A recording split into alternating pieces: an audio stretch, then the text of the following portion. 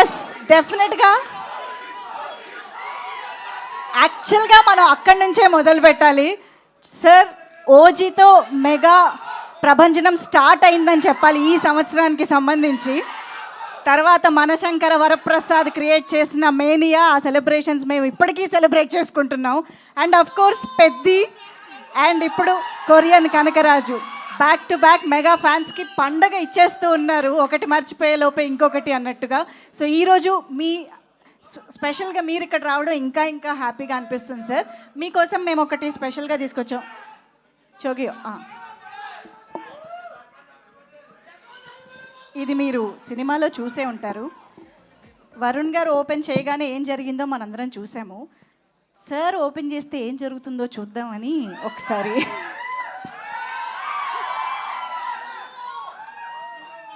Ta-da!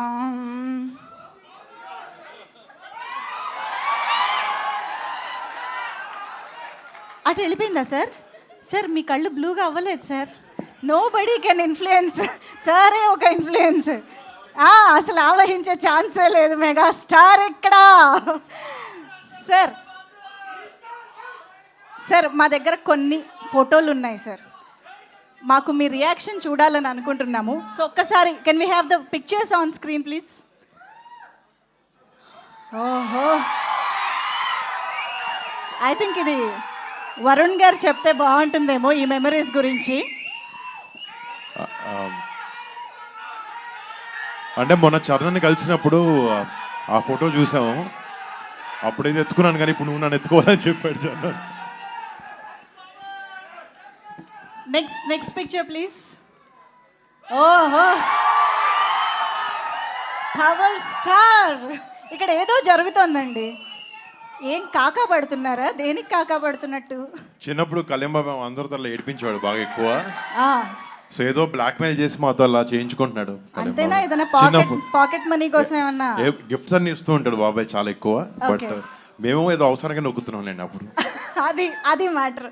Okay, super. అసలు next అప్పటి నుంచే మొదలైపోయింది సార్ అక్కడ.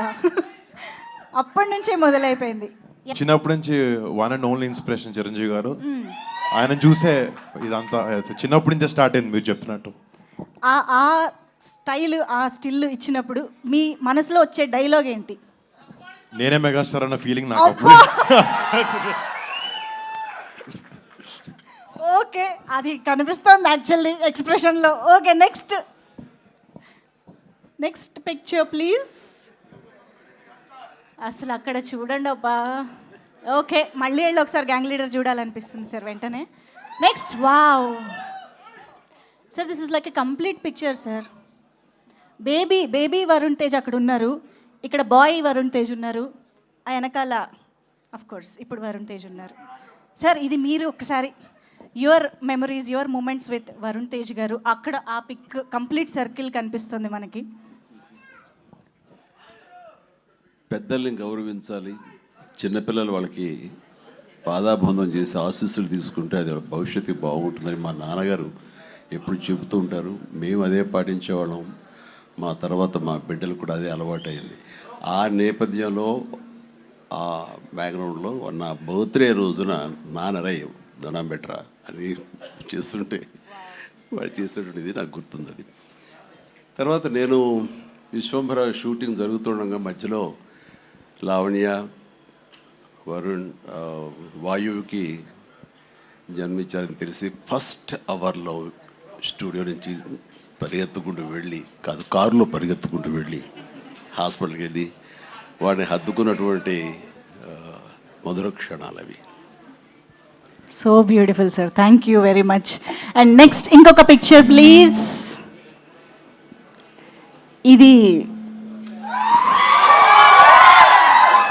ఇది ఒక కంప్లీట్ పిక్చర్. సో ఆల్మోస్ట్ ఇక్కడ కూడా ఒక ఫ్రేమ్ కనిపిస్తుంది, పవర్ స్టార్ కూడా యాడ్ అయితే కంప్లీట్ అయిపోతుంది.